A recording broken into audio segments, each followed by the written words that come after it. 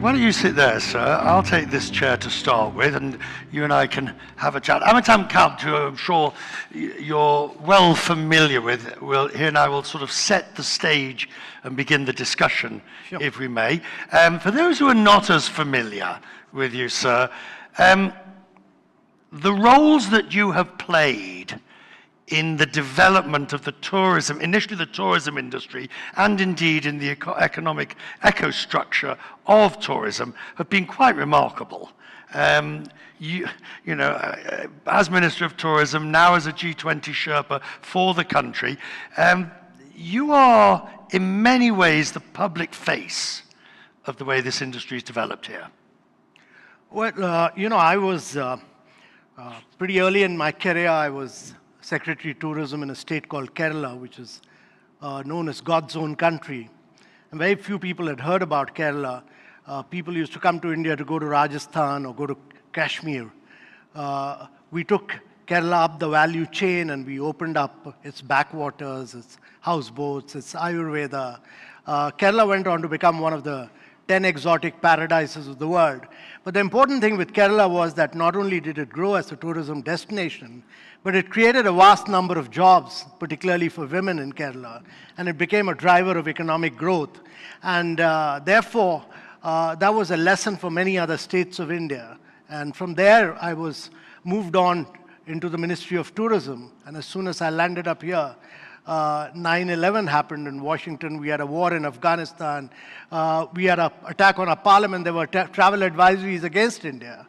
And at the peak of that crisis, there were very few tourists coming into India. At the peak of that crisis, when everybody had ended their campaign in Singapore, Malaysia, Thailand, we launched Incredible India, really at the peak of the crisis. And that tourism, that campaign drove a lot of tourists. Do you get tired of people coming up to you and going, "Incredible India"? Yeah, still, very much. It's still a very nostalgic campaign.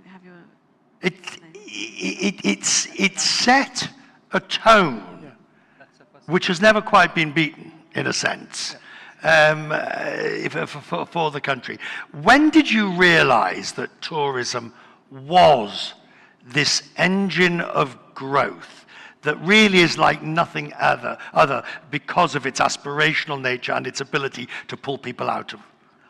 So, Richard, the important thing about tourism is that any kind of Trumpian tariffs or retaliatory duties do not have any impact on tourism and travel. And therefore, it's recession-proof in many ways. It's also tariff-proof in a big way. So at a moment of time when there's so much of flux, there's so much of impact of tariffs every day, and there's so much of lack of predictability and consistency, the best way to grow your economy is really through tourism. And there's no better way than to make a huge drive for growth. Right, but it only works, and aviation is a good example of this, it only works, as that report says, if there is an element of vertical integration. Everybody has to be on the same page, not because if you're going to gain the full benefits. So how do you convince people of that? Richard, our own example of India really shows that in the last 7-8 years, we've taken the number of airports from about 70 odd to about 150 odd. And India's ambition is really to create about 400 airports. How do you do that manageably, sustainably, responsibly? So if you look at the Indian airports, several of them, if you go to Cochin in particular, it's all 100% run on green energy.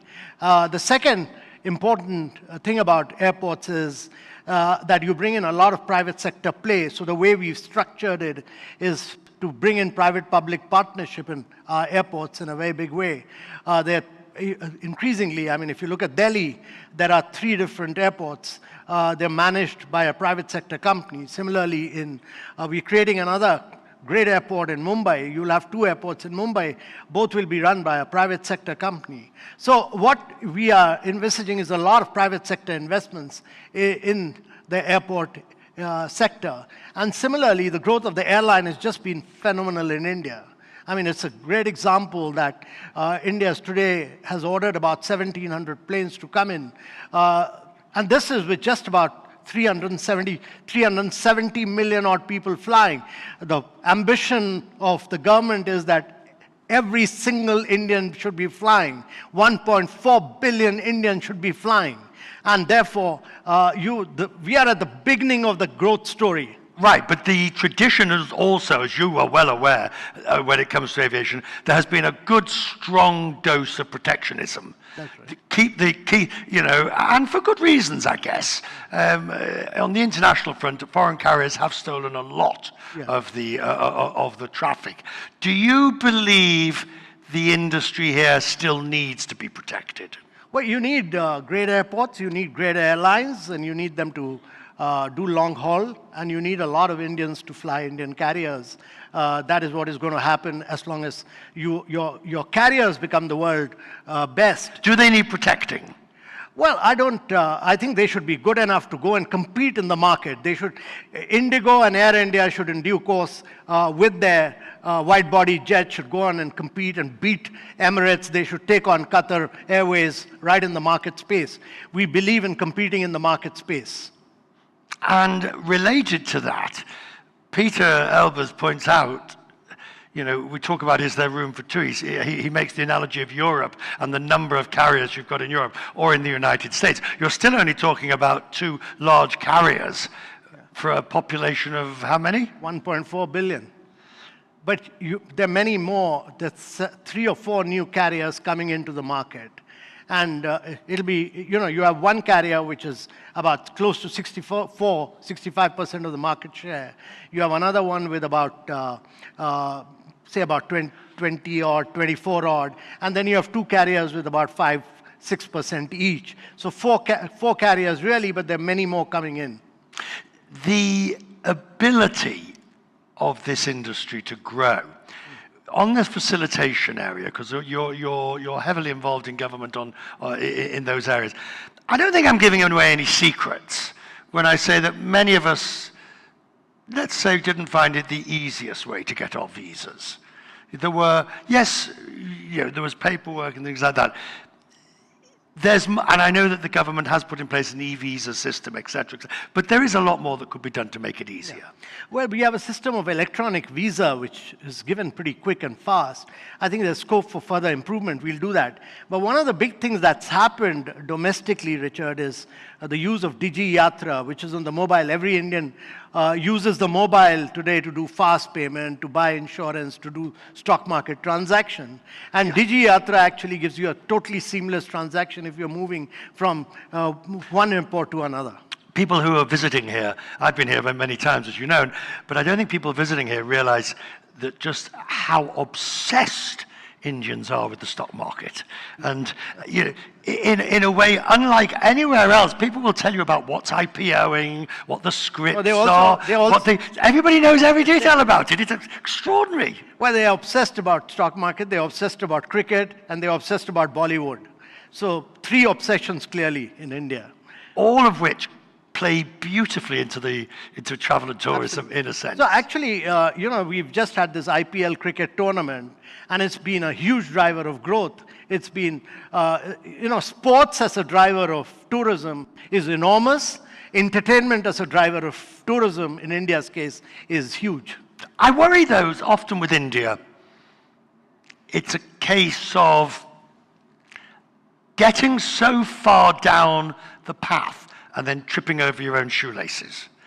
It's happened before where policies have been put in place, they're the right policies, they're the right one, but the final part of execution doesn't quite make it. How can India prevent those mistakes from happening again? So, Richard, we are at the beginning of the story. You know, this particular region is going to account for about 65% of the total traffic flow. We are a $4 trillion economy. We are just become the 4th largest economy in the world. Our ambition is that by the time we become 100 in 2047, we should be close to a $30+ trillion economy. The important thing is that the demographics are very young. The western part of the world is aging. Japan's already aged. Even China is aging. India is just 28. Even when we become 100, the average age will be 35. It's a country of baby boomers. So what needs to happen? Well, we need all these young people to be traveling all the time, and that's... But well, no, first of all, you need them to be obviously educated and then stay. You don't need them going overseas, or maybe for education or whatever, but coming back and building the country. Yeah. So the important thing for India is to drive its Human Development Index, which is in terms of learning, in terms of health outcomes, etc. But it also needs to drive manufacturing in a very big way. But one of the big things that's going to happen is sustainable urbanization, because you'll see 500 million people getting into the process of urbanization.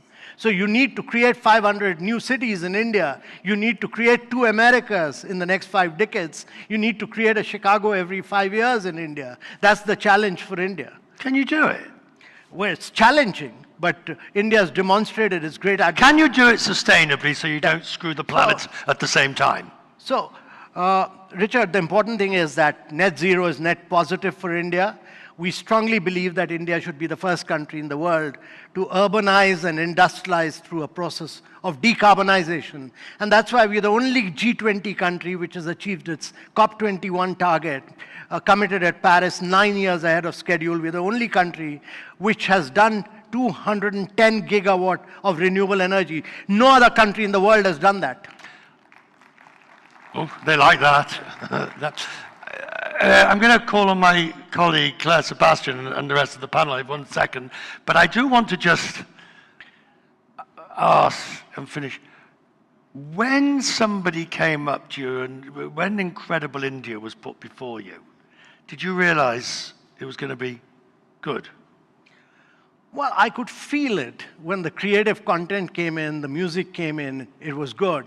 And when we put it out on CNN, the response from CNN was brilliant. So the best feedback came from the CNN staffers like you. Should still be putting it out on CNN. Yeah, we do that. I have the contract here for you. At this point, I think, so why don't you take the middle seat? I'm going to stay in this seat. Claire Sebastian, would you like to come up and join me with your panel? You take that seat. That's perfect, sir. Claire, my colleague Claire Sebastian, who is now going to take the lead. Hi. Good afternoon, everyone. So the next 45 minutes, and I'll introduce these panelists in a minute, is to broaden this out. We have 3 more panelists.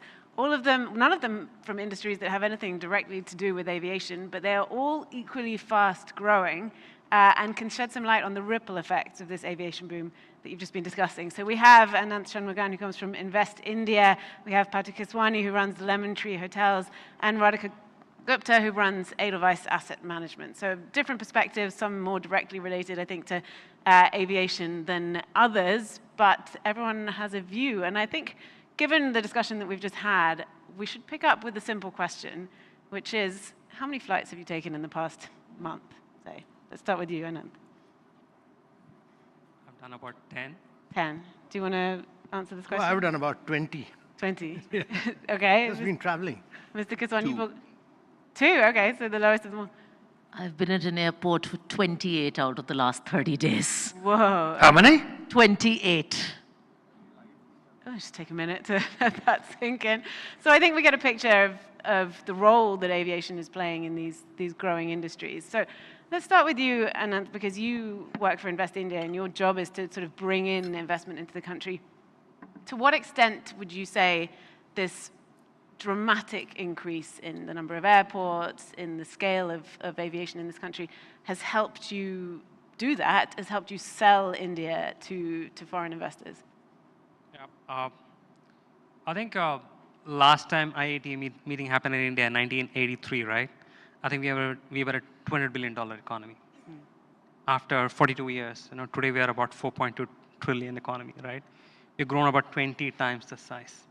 During the same time, if you look at it, the aviation sector, I think around 1981 we had about 10 million passengers flying. Today we have 370 million flying, right? Which is about 37 times it has increased. Same for cargo. It has increased about 17 times. So if you look at the aviation sector has been the beneficiary of the economic progress that India has really made. And starting there, the opportunity, the projection for the next 7 years is that India is going to be about a $7 trillion economy, as I said. By 2047, if you're a $35 trillion economy, we are just getting started in our aviation journey, right? We already have about now 1,000 aircrafts, right? We have about 160 airports. And in the last 10 years alone, we have doubled the number of airports that we had built from 1947 to 2014. We had 74 airports in 2014, today we have 160, right? So that's the importance of the sector, that's the opportunity, right? Plus for the vision that the Prime Minister has set, right?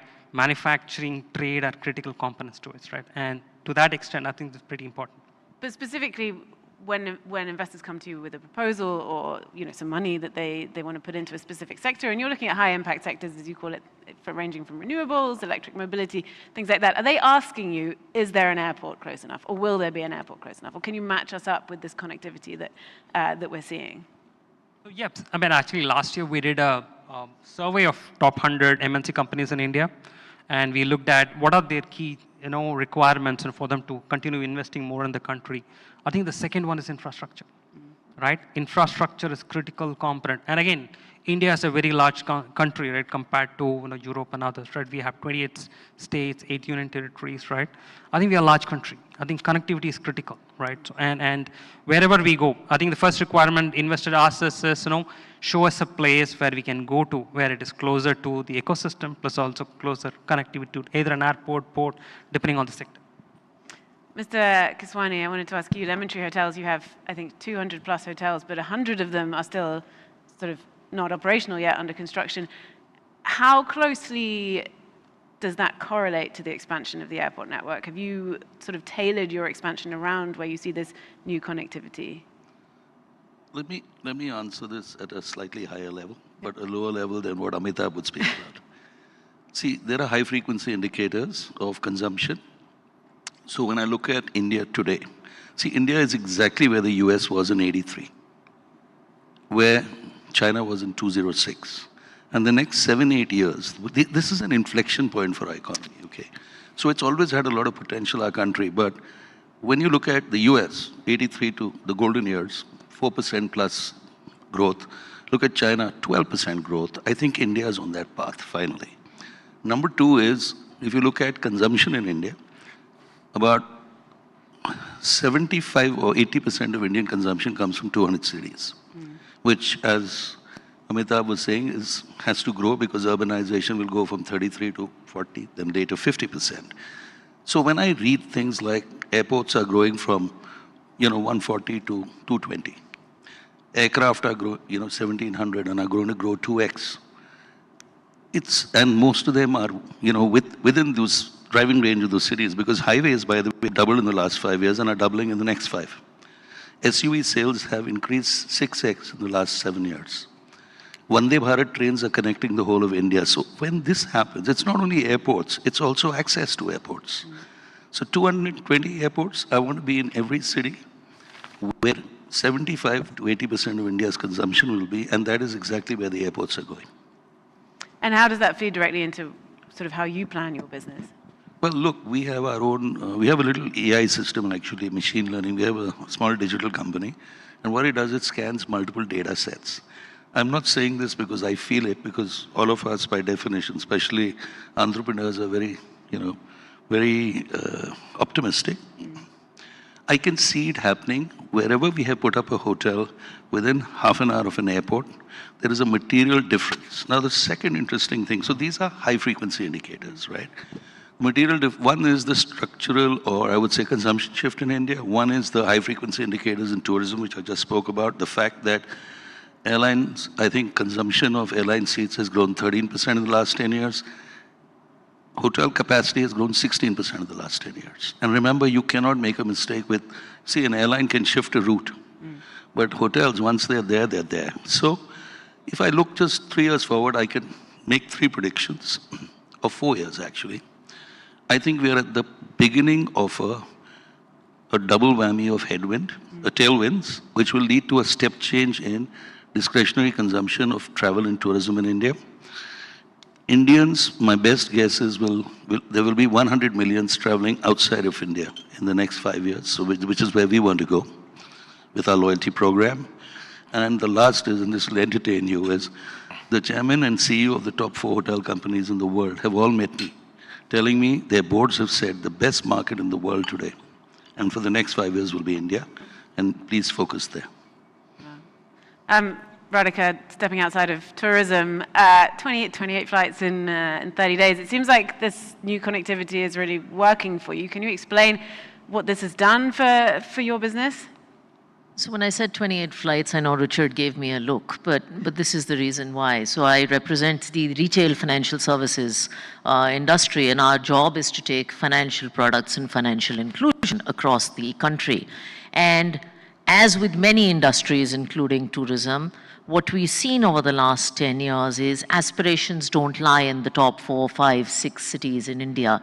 They lie much beyond. In fact, the next 30 cities in terms of their aspirations are growing much faster in terms of assets than the top 30 cities. So we went from having 5 centers to 25 centers to 50 centers, and within the next year we're going to have 100 branch cities in India, and that may expand. Now, each of these cities calls for infrastructure and airport access, because if you have to provide sensible delivery of financial products, you have to be present on the ground, which is why I'm in that many airports. So if you want to connect capital markets products or financial products to investors, you need to be out there meeting those investors, meeting those distributors. There's also a second angle to it. Capital, both foreign capital and domestic capital, chases businesses. It wants to see factories, it wants to see businesses on the ground, particularly when I talk to global investors. And that's only going to be enabled by connectivity, because great Indian companies, great startups, again, are not just being built in Mumbai or Delhi or Bangalore. They're being built in Tier 2 and Tier 3 India. So connectivity will also connect companies to capital and capital markets providers, and investors to capital market solutions. And that's why we're at airports. But I have a question on the airports themselves, because we hear a lot about these numbers, you know, the doubling of airports. Do you want to chime in, Richard? Yeah, just come to that for a second. Yeah. But I guess what I want to remove from the discussion going forward is the India's growing very fast. Let's take that as a given. Let's take that as a given that the numbers are astronomical and we haven't even started yet. But I think we have to go to what is the challenge that you have to do that. Anybody can grow. Anybody can actually, you know, growing per se is not the difficult bit in India. Growing, I would say, responsibly, growing in a manageable fashion, that is going to be the challenge, don't you think? Yes, I think growing responsibly, growing profitably, because I represent the stock market, which you know Indians love, growing profitably. They do, don't they? Yeah, they do. So growing responsibly, growing profitably, growing sensibly, all of this is a challenge. But I don't think when you build extra capacity in India, as far as airport or infrastructural capacity, you're building ghost capacity. In fact, wherever capacity has been put up, you take the recent example of Prayagraj, where you had 66 crore people who came because of Kumbh. Or you take the example of Ayodhya, you take the example of Aligarh. Wherever capacity has been put up, the private sector makes something of it. So our challenge is to get capacity as far as business wants. We're not building ghost airports and ghost towns. But is enough being made of these new airports? I mean, maybe I can ask you, Mr. Kand, is it being sold enough? Because airports, you know, as Richard and I think everyone on this panel knows very well, they're not just sheds with runways. They are a representation of the city where they are. They can in themselves, I think, help sell the place. Is that being done enough as this network expands so rapidly?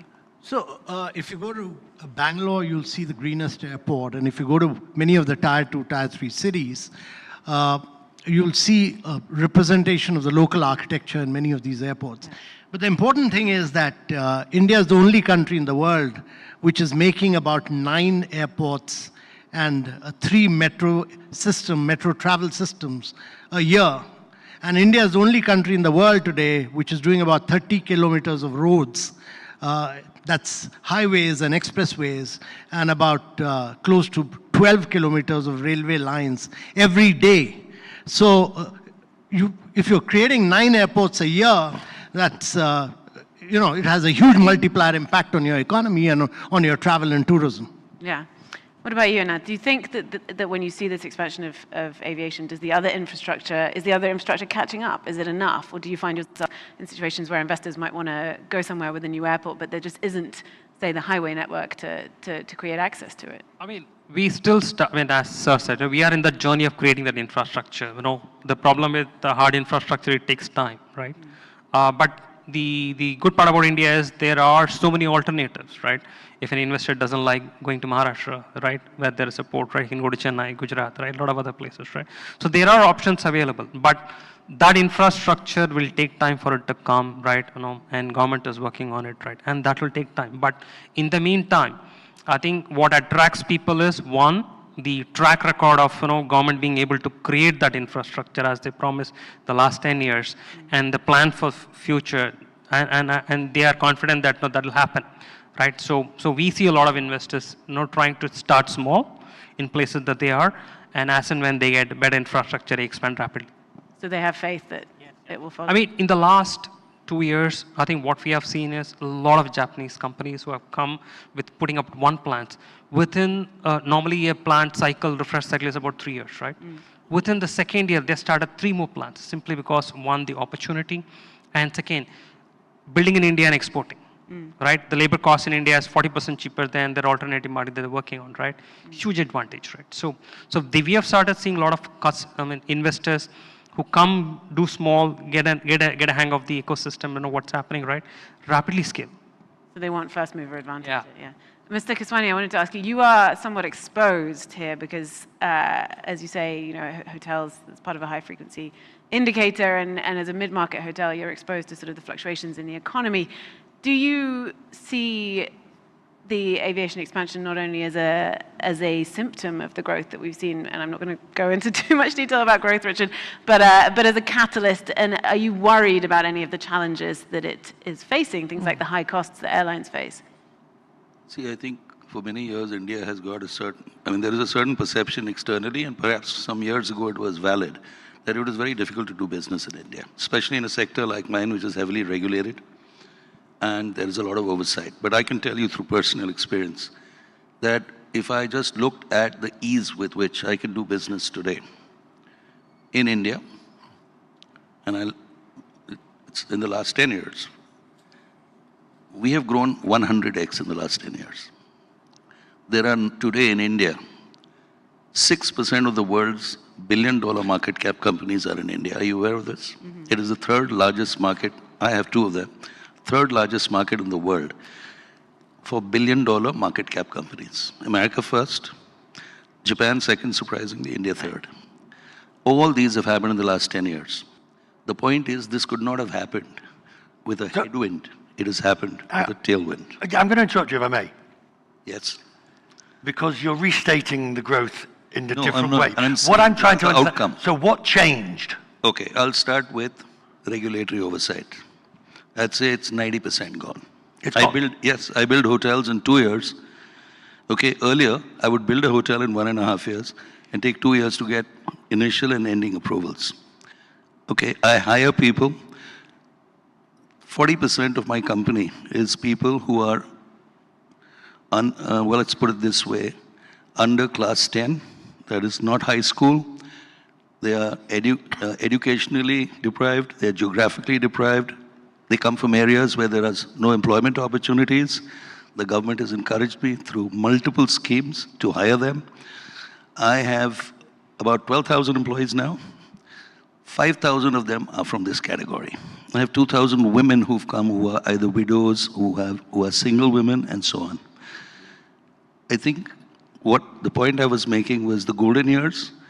I can see it happening. For the first time, Richard, I watch your world of wonder, so let me make you wonder. For the first time in the last 25 years, see, hotels have very long gestation. I own personally 2 hotels in New York. Let me tell you, it is more difficult to build a hotel in New York than it is in India. By the way, Timothy Gartner is a friend of mine. He didn't believe me. I told him this. Let me tell you about debt. My loan to value today is 60%. I get 15-year debt instead of 5-year debt. There is no asset liability mismatch in my borrowings. my cost of debt is 1% more than what it is in the US today. Don't tell me why I won't succeed when the economy is growing 3x and my cost of debt is 1% more. And why did I grow 100x in the last 10 years? The ability, I'm going to challenge you now, okay? No, no. The ability, cheap shot. If in doubt, Bit of a attack. fan because of World of Wonder. No, but you see, I want to know why you haven't come to India with that World of Wonder. sorry? You haven't come to India and done World of Wonder, have you? Oh, Wow. I've been, this is Stop, too let's delicious. This is just too delicious. He's about to eat his words. No, I haven't seen that. I haven't seen the serial just like you haven't The seen reason you Hotel. haven't seen it, sir, is because I'm filming it right now. Ah. So I arrived in India middle of last week. The first 3 days of my visit is filming. It's IATA. Then the last 3 days are also filming. But you'll be up tonight to watch Quest Means Business, which comes live from outside. Listen, we have stopped questing for business. We got it. No, World of Wonder will be coming. The next edition is from India. Okay, wonder. Radhika, I saw you nodding along during that conversation. Do you want to pick up? Are you also finding it easier nowadays to do business, or what are the challenges that you're facing? I think it's gotten materially easier. Look, I'm not from the tourism industry, so, you know, I'll pick it up and perhaps add to what Richard was saying and make two specific suggestions as we think about evolution of airlines and business. And they're suggestions because I think India is a uniquely diverse country.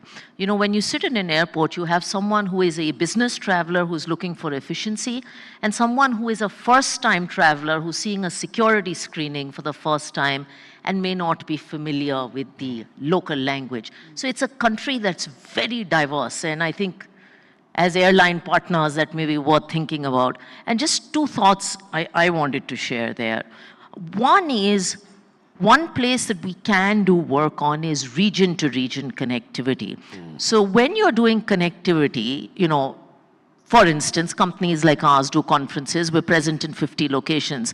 Now, it's not necessarily that everybody needs to come to Mumbai or Delhi to be connected pan-India. So exploring more city-to-city connectivity with smaller airports, smaller carriers, regional airlines, as Mr. Khan said, I think the coming up of airports in Noida or third airport in Mumbai, these things will help. Because region to region, tier 2 to tier 3 connectivity without having to come to hubs, I think is important. The second thought is that you can't look at India as one. You have to build goal-based solutions. So there's a solution you build for business travelers who are looking at Mumbai and Delhi and look at that airport almost like Changi and look for efficiency. But there's a solution you build for pilgrim travelers because religious tourism, as Mr. Khan said, is also going to be very, very large. And so there's a solution you build for business travelers, and there's a solution you build for medical tourism where the experience is that. So I think that's something that we need to start looking at.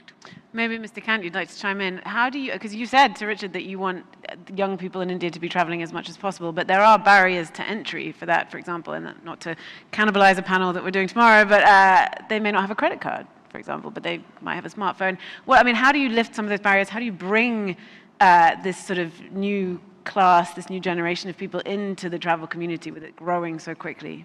Oh, the younger lot is all traveling. They don't use credit cards. They all use their mobile. We Indians, I haven't used my debit or credit card for the last 4.5 years.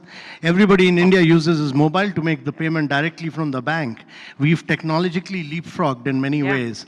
And I think it's important to understand that, you know, India is a very large country. It's bigger than 24 countries of Europe. And therefore, there's a lot of experiential tourism in India. I mean, every state is different from the other, and every resort is very experiential, very different. I mean, Richard has got used to staying in Ritz-Carlton and Four Seasons of the world. He should move over to some of these Indian resorts and get a real feel and experience of India. I'll follow you, sir. You check in and I'll pay the bill. How about that? No. You come in as our guest, we'll take care of you. But do experience But some let of me ask the you, newer destinations. Do you see the airlines as being the instigator of growth that the railways were in a previous generation or in a previous era, and that what you're now doing in this country is facilitating that through the, in the old days, it was putting down railways and building stations. Now it's building airports and putting in a decent ATC system, which is necessary. So, my view, the airlines will be the biggest driver of India's growth and prosperity and connect people in very big way, because imagine we have about 150 airports. When you have about, in a decade's time, we'll have about 400 airports across India. So 400 airports getting connected means literally, virtually about 3/4 of Indian cities getting connected through airlines. And that's why the Prime Minister says that he doesn't want just 350 million people to be traveling. He wants 1.4 billion people to be flying across India. I mean, I have to pick up on a point that you touched on earlier, which is how do you do that? Because in Europe, we're going the other way, right? We're being told many countries are banning short-haul flights, telling us all to get trains because it's more sustainable. So then how do you do this in a way that is sustainable? Because I think certainly the younger generation, that's what they're going to be looking for as they increasingly sort of take over as the traveling public. Maybe Ananth, you want to pick up, do you have a view on that? I think India has always, the solutions that worked in other places don't work in India. I think India always has developed its own new solution, right? For, as I was saying, right, the UPI payment system, right? I mean, it's a completely Indian-grown, Indian indigenous system, right? That has completely transformed, no parallels anywhere in the world, right? So, and I think we've been able to develop India's own unique models. And as the Prime Minister has set the goal for 2070, right, as net zero, right. I think we will find our own way, right, in the times to come. All right. Let's hear from you, our distinguished panel. So what could screw it all up? Any of you? What could actually ruin this lovely scenario? Well, one can be the Trumpian tariffs. The other will be conflicts around the world. I mean, they're all very realistic possibilities. No, absolutely. You have a conflict in Europe for the last 3.5 years. The World War I was fought in Europe. The World War II was fought in Europe. And you have, after yesterday's attack, you'll probably have a World War III in Europe. So you are in the midst of conflicts. You have a conflict in the Middle East. So conflicts are important. But I think a country like India, which is growing and rapidly expanding, needs to be very, very positive, needs to be constructive, and needs to constantly, on a daily basis, carry out structural reforms. Now, that's getting to the point. That's it. My point is, you're talking about exogenous events, for example, wars. I'm saying, at home, what could screw it up? Well, go on, any of you. We'll take all of you. And well, I'm talking as a consumer of policy. He's a decider of policy, so let me answer that. In India, if I looked at risk, because risk mitigation is, I think, the single biggest job in the past of a CEO or a new business. The risk we looked at was internal. It was not company risk. It was market risk, environment risk, regulatory risk, risk of no support or change in support. I think I can absolutely, honestly say that that has changed enormously. Today, the risk I look at is actually external risk, which is risk linked, how India is linked to the rest of the world, how that affects us, and of course, events like COVID and so on and so forth, which are increasingly less one-off, war, COVID, and so on. That's my view.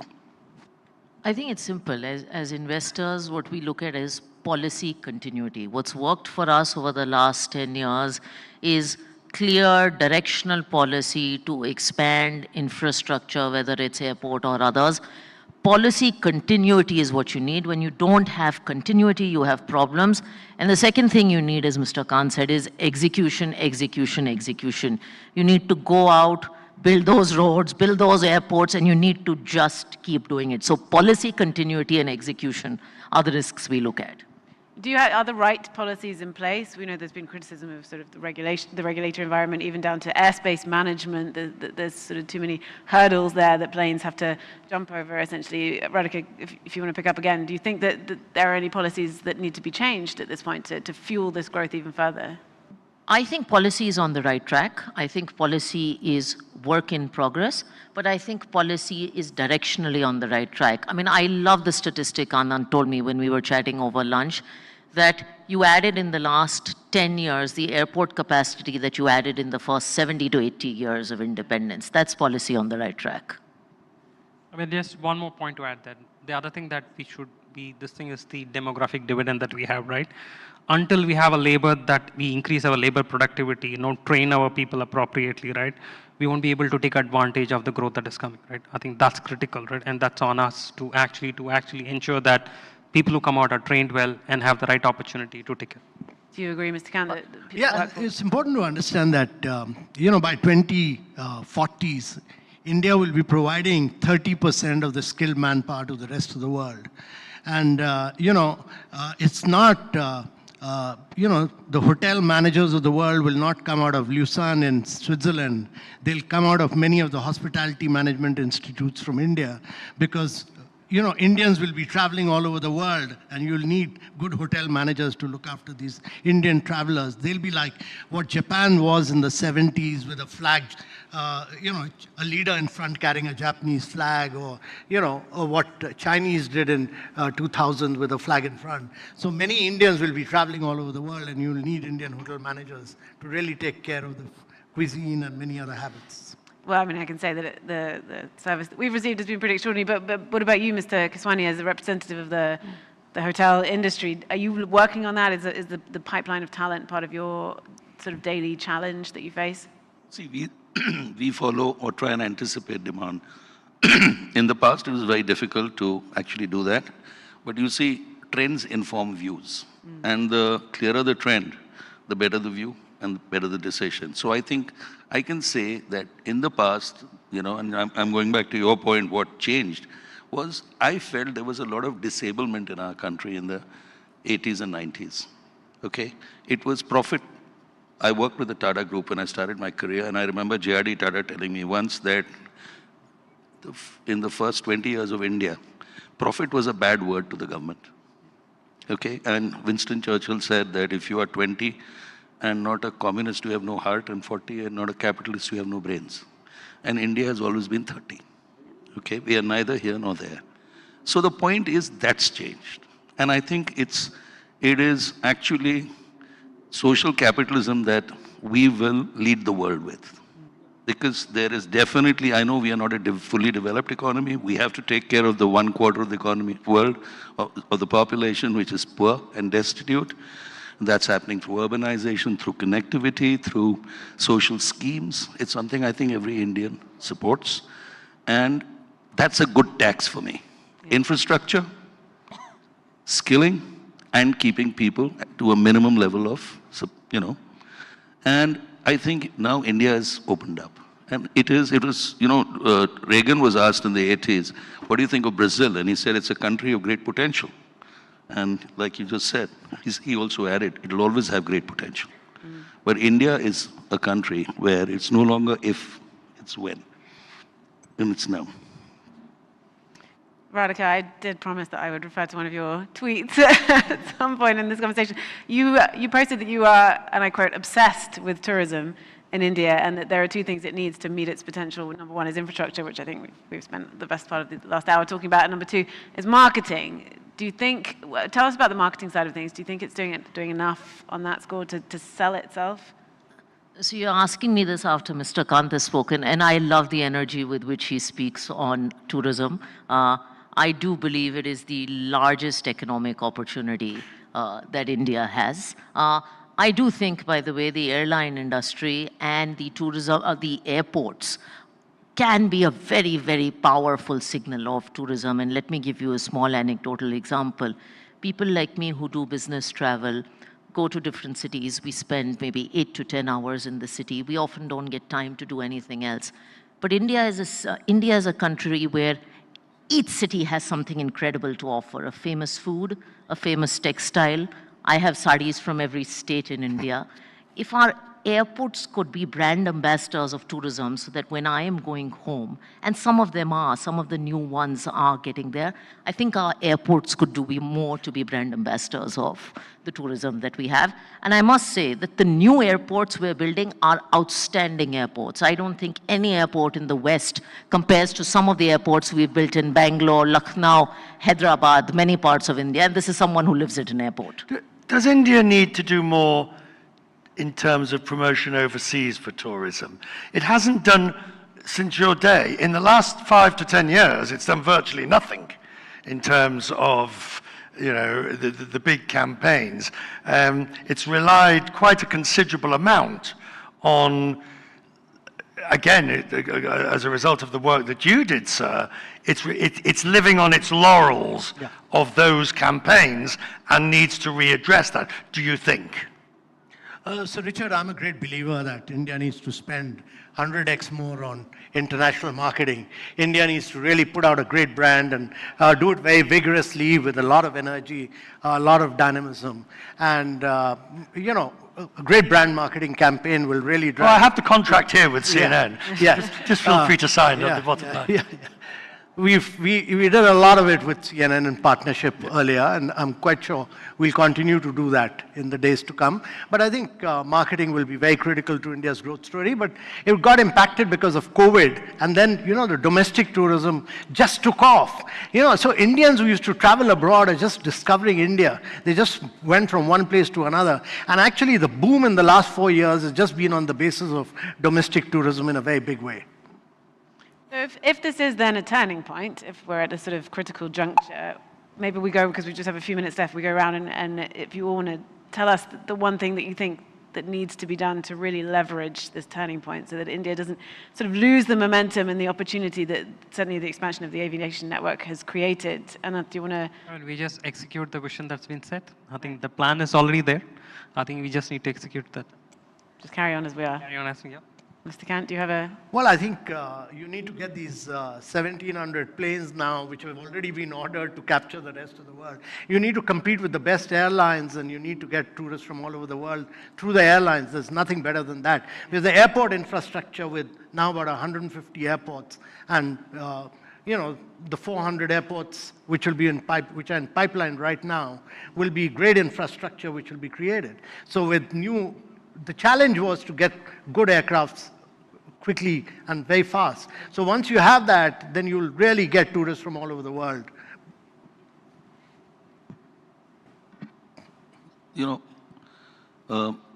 Jeff Bezos was asked a few years ago by Morgan Housel that, how do you see the future? And he says, I don't see the future, it's the past. And it is that Americans will always want very quick service at very low cost. Yeah. And I think Indians were there also for a long, long time. We are a value for money market. If we succeed here, we can succeed anywhere in the world. The point is that we need capacity to grow, and I believe that this capacity will create, this supply will create demand in India. And that is the only objective I have, which is put up as many hotels, you referred to it, in as many cities in India as quickly as possible.